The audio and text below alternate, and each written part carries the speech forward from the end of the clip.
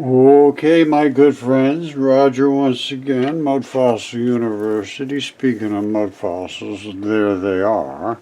And these were body parts of creatures. These were the most desirable parts. Clear tendon. And these bumps are natural. They're built right in. You want to see where they are in the body? And these, the reason these fit together so well is they cut them wet and put them in place, and they just sort of molded them in place like wet clay. Watch, I can show you where they came from and what they were like when they were alive. These are tendons. Alright, you have to understand the creatures we're talking about were extraordinarily large. This is a very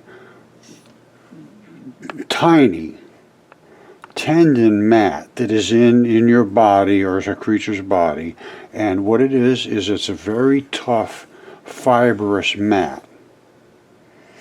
And this little bump, you see this bump, and you see this bump, and you see this bump, and you see this bump, they're attached to this mat. This fiber runs up through this little slit. You see this slit? This one, and then below it is a ball. You see this ball?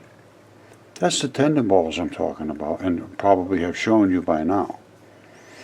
Now that fiber runs through this hole. This is an injury. That's supposed to be locked into here. That's never supposed to pull out of there. It's supposed to be locked in about 3/4 of the way up, so it's just underneath enough so that it can't pull out, and that one did pull out. So that's an injury. Now let me see, maybe I can get even a little closer. Let's see. Yeah. You see it? That's the ball right there. And these are the balls we're talking about. You want to see one with a strap and a ball still attached that's good size? I'll show you one. Don't forget, it's supposed to be locked in right there. Alright, and it's got a whole batch of buddies right next to them. See the boom, bada boom, bada boom, bada boom, right down the line.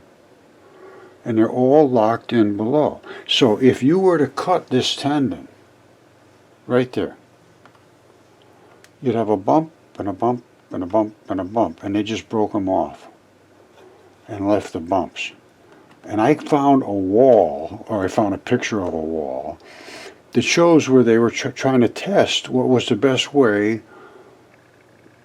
to keep these tendons and put them up on walls. And it appears to me they figured they'd just break them right at the tips and mold them right in and use them as sort of decorative little bumps. Now they were real craftsmen. That is clear tendon, and they were cutting it and just putting it in position when it was molded and wet. Very, very skilled. No, nobody talks about this. They had machinery here. This was wet when they did this. Now that's stone.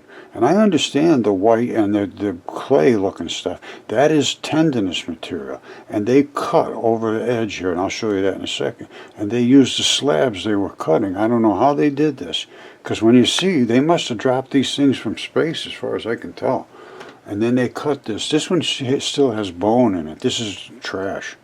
They should have never used those. The good ones are up in here, a nice clear tendon. And they must have run out of the good stuff and started to use the eroded stuff. Alright, now you explain to me how they got this machine. You see here, these are the tire tracks. And these are the tire tracks. And then this looks like an anchor that they put in there so that this wouldn't roll down. But I don't know how they got it here. How did they get it here?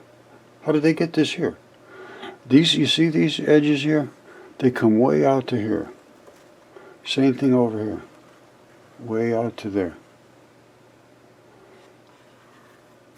And then they cut these slabs. They must have had a machine that went over the edge and cut them while they were wet and then transferred them. How? I don't know. And then built the walls. I think I have other shots. Hold on. Alright, I don't think this is the same place because these slabs are very, very close to the tracks. The other one, they were quite a ways away. But this is Fuerte de Sempiata, Bolivia.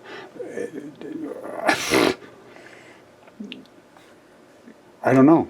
All I can say is it's here. And there was another one, I think in Bulgaria. Hold on a second. Alright, as far as I could determine, this was a test wall. they had little panels here, and these are the ones that had the straps sticking off, and they just broke them off here. This is actually tissue that's was sort of worked its way into the strap mechanism, which I showed you in living tissue. And it actually comes out to that. That's not cut in here. That's just normal tissue that was going somewhere. I don't know where that attached, because they all have different spacing on, where they are and what kind of fabric coats them and so forth, whether this was on a tendon mat on your stomach or your back or your sides or wherever. Then this one here looks like they scraped it all down. I don't know about that. The same thing here, and then they left this sticking out, and I don't know. But they seem to have done a little bit of different, and maybe they were just a test. I really don't know, but that's all I can think they would do that. Why would they do that? Alright, this is where they had another one of these things that cut the slabs when these things were some kind of wet. And then they took them down here and they made the walls out of them. That's probably an Achilles tendon. Very, very clear. See this? This is a tendon too. The kids made a slide out of it. That's a tendon. This whole thing is a tendon. You see that? That's what the kids were sliding on. It's sliding right there. Right there is the abrupt transition where they break. I always talk about there's an abrupt transition. See it right there? This is the ball, the anchor ball. And then it comes out this way. And they were cutting slabs off this, making walls. Can you imagine the size of these creatures? That's an Achilles tendon. So this is big. That's big. And the ones they were using, though, some of them were very small, but they were just enormous. But they were the smaller tendons. They weren't big like this. This is huge. These are huge. The ones the kids were sliding down.